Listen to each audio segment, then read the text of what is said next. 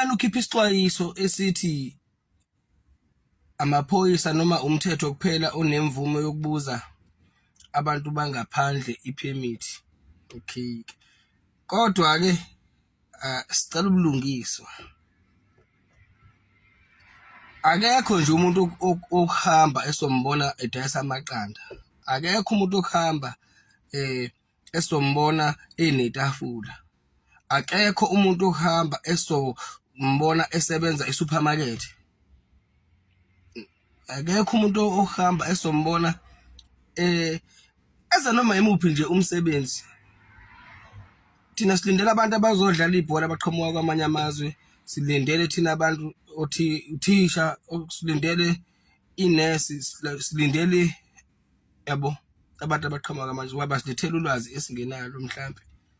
Kakhulu azodokotela ibona abantu sibalindele la thina. Not ukuthi ngizohlangana nomuntu edayisa amakinathi bese ngitshela ukuthi unamaphepha. Amaphepha ani lawo? Emalolini bayangabona nje kumnyamana mina ngithi hlangana Zulu.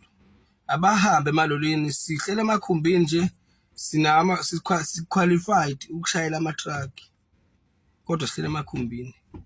So nje ngoba nithe singabuzi ama-permit kodwa i-truck mina engeke ngibe nankinga i-truck yangaphandle kuphela engilindele ukuthi ihambe izizimbane. I-truck langaphandle, hayi i-truck mhlambe lala lidrive izizimbane kuzoliwa ke lapho. I-truck yangaphandle emukeleke ukuba idrive izizimbane la ngoba izobe idilivile la eSouth Africa.